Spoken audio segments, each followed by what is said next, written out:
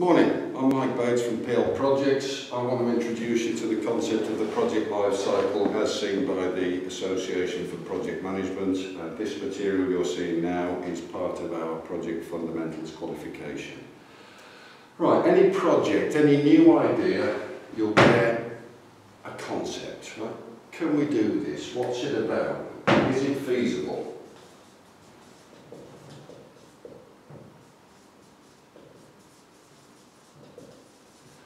Even more importantly than that, does it tie in with the strategy of the business? Right? Is it going to help forward the business? Crudely, are we going to make money out of this?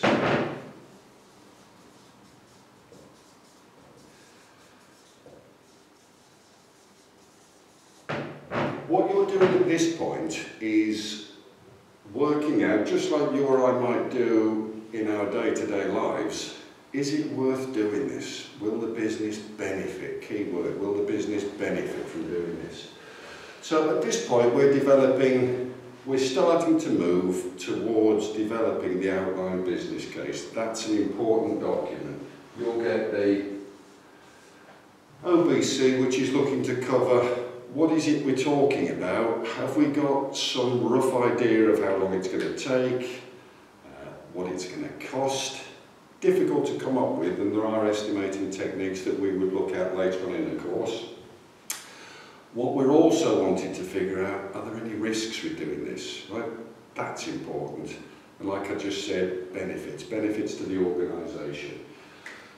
We are developing this. We will have, or we should have, involved at this point a project sponsor. Key role here, just need some guidance, and we might well have a project manager who's helping to facilitate some of this process and helping to find some of the information. We have a key milestone at this point in between the concept phase and the definition phase. All right, so you're seeing these on the board. These are the 4 phases of the project life cycle, in case you hadn't worked this out. Key milestone here at what is usually called a gate or a gateway. If we get approval, once we've presented the OBC to the business, if we get approval for that and it's deemed that this project does fit in, we would move the project through into the definition phase. Now for me, this is all about what, why, where, when, who, how, and how much. You have got to answer all of those questions in this phase, and you will be looking to produce what is called the project management plan. And in the project management plan, all of these questions are answered. That's critical. Assuming you do that, and everybody is happy with the PMP will be presented again to the business. This might be several months later. You've got some of the same information, but hopefully in more detail with some of the tools and techniques associated with project management, things like work breakdown structures, Gantt charts and so on. We'll know more about who's involved, how long they're going to be involved. We will get similar information to what we've had in the outline business case, all rolled up in the PMP. At the same time as that, you will produce a detailed business case. The business case is going to belong to the sponsor, for reasons I'll mention in a minute. The project management plan will belong to the project manager and the project management team. This is their manual, right? Because this phase here is when we're doing it. This is all about doing it. You deliver the deliverables, whatever it is that the project is about to deliver. So here it's about doing it. Here we've got some plans. Here's another gateway, critical gateway in terms of governing the project, right?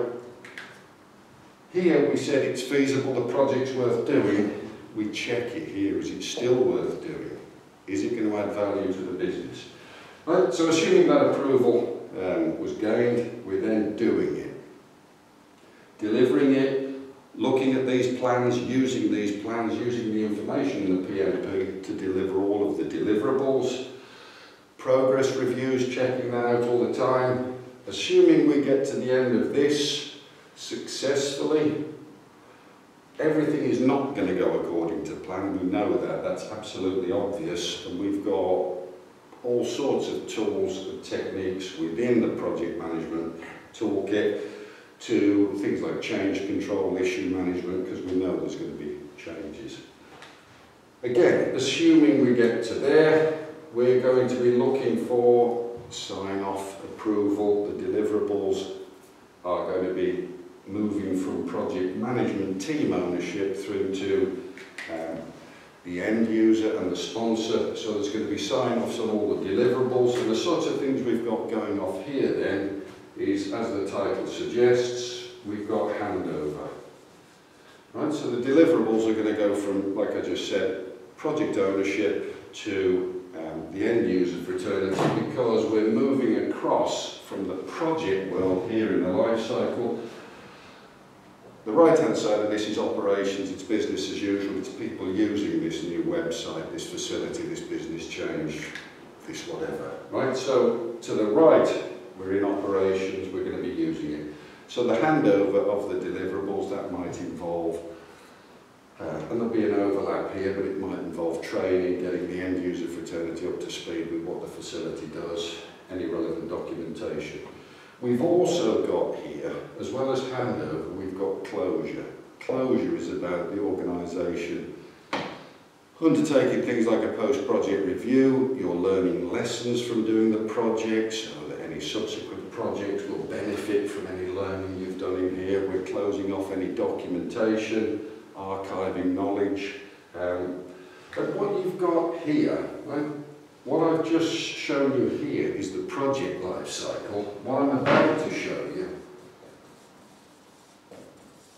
as the title suggests there, we've got the notion of an extended project life cycle, and I've just said this here is operations. This is business as usual, where we're using the facility.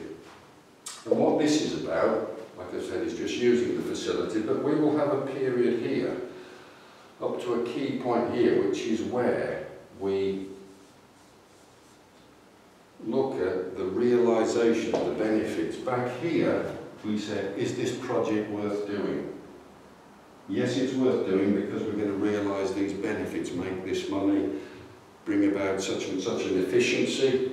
Here, post-project, but within the extended project life cycle, so that comes up to here, where we will undertake the benefits realisation review.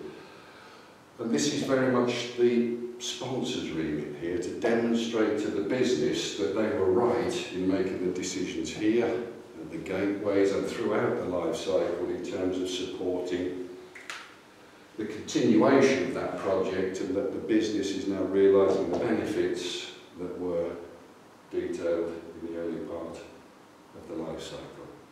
So that's a view of the project life cycle to include the extended project life cycle. Hope we've got something useful out of that.